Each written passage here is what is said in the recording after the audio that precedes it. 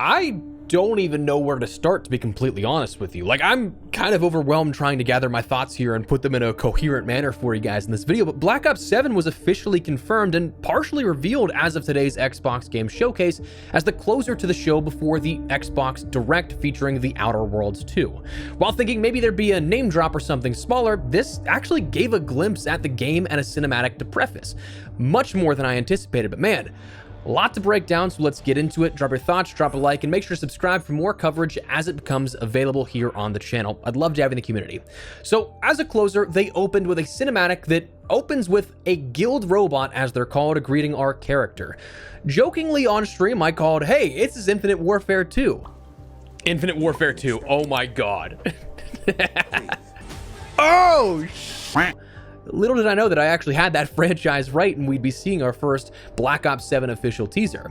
Details, narratively, and what we learned out of this sort of cinematic leading up to what are a few gameplay teases, it seems like, which we'll get to in a second.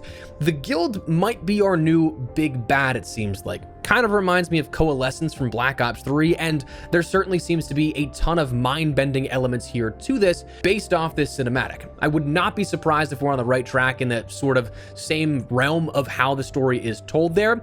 The big reveal and what gave it away as being Black Ops 7, though, before that logo reveal, was the call out of David and Menendez. What looked to be a dream state of some kind, we saw David Mason and Raul Menendez facing off in a sort of mental bend of what may be the subconscious of previous games that we've seen showcased like that.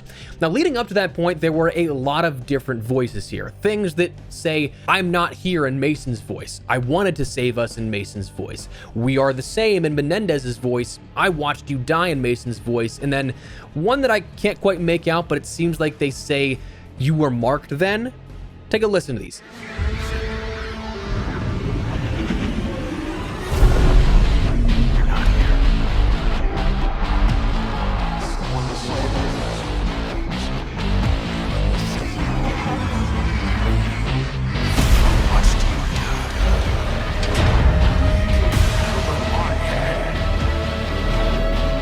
And then beyond that, before we get to any sort of like gameplay breakdowns, one other minor detail that I think might play into the sort of canonical lore of how we got to this point in Black Ops 7 at this point. During the logo flash, where you have that sort of animation of David Mason with a logo coming up, you see a small detail of something that says log 06-2025. Now, that's a date that, if you remember Black Ops 2, triggered upon his death in the mission Judgment Day, the final mission of the Black Ops 2 campaign. Menendez sends out a message on YouTube under the Cortus D account titled 06-20-2025, A Newer World, June 20th, 2025. The video that plays, you get some subtitles that say, this video is triggered to play upon my assassination. Cortus D, you know how to proceed. My death will shine a light upon ubiquitous darkness. Now, this log is the triggering of the rest of the movement for Cortus D, and I suspect that we're going to have to deal with a lot of that fallout as a result of this hidden message in the key art for the marketing of this. Now, that's the sort of cinematic that we have here out of this, but what's to follow is quite interesting, I think. It looks almost like a psychosis effect of something we may see in the campaign, but there's also a lot more of the embracing of the futuristic tech, which of course goes along with being a Black Ops 2 sequel. We have a VTOL jet akin to what we saw in Black Ops 2. There are giant throwing knives in the middle of a western-looking town with floating rocks. There's an eerie-looking cell block. There are 4 players wingsuiting into a large-scale map.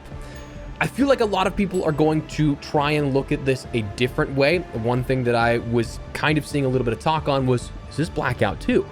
If we can dissect this a little further, I think simply this is just the co-op campaign in Avalon.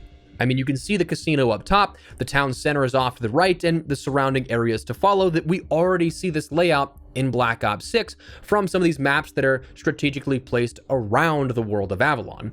We've seen and known this was going to be a thing. I just think it'll be odd to see how it'll be handled in 2035 setting versus storyline that was meant to utilize this in the 1990s. Beyond that, there's an island siege of some kind. It's possible this could be a multiplayer map because we will see zombies in a second, but also possible it's a campaign mission.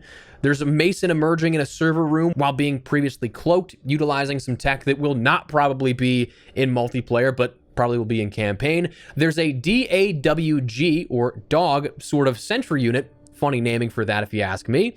And finally, a sequence that I firmly believe is a transit teaser. You see the windmill from the farm up top, and then the zombie is facing two headlights of what I can only imagine is a bus.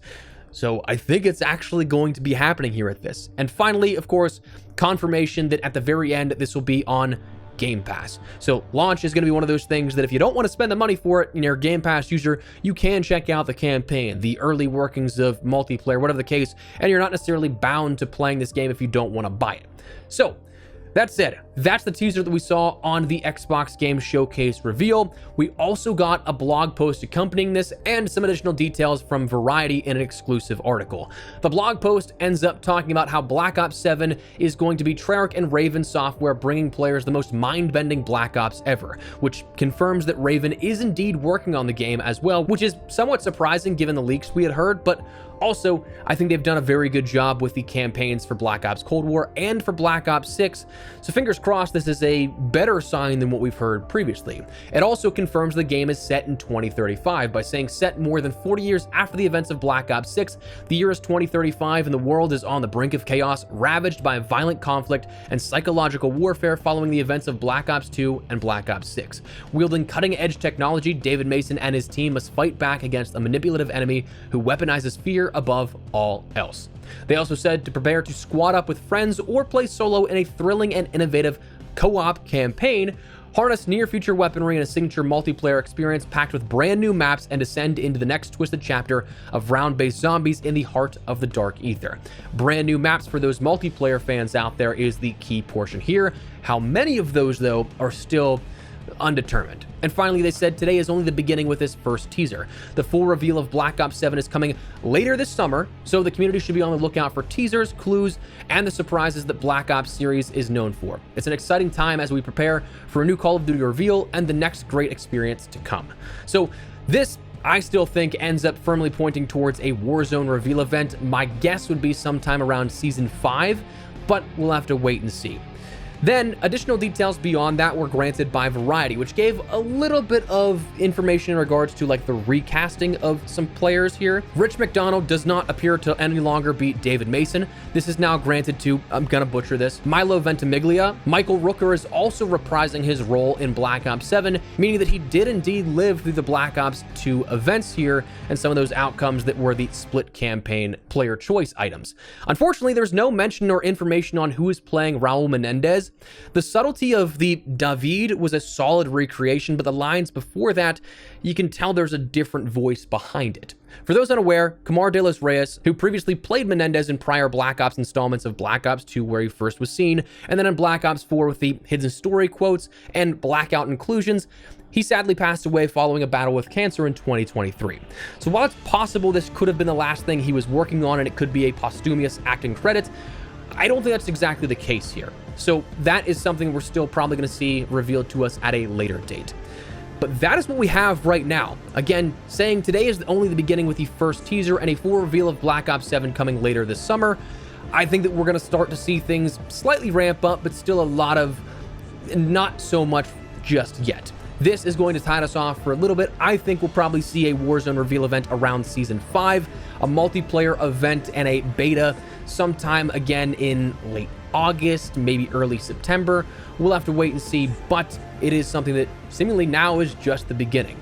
That said, let me know your thoughts down below. If you guys enjoyed the video, you found it at all insightful, do me a favor and drop a like on it. And if you're new to the channel, make sure you subscribe so you don't miss a single thing regarding all things Black Ops 7. As weird as that is to officially say now, having a back-to-back Black Ops game year after year. If you guys would like to stay in the loop with all that, I'd love to have you in the community. But for now, thanks so much for watching. Mine has been Espresso. I'll see you later. Take care and peace.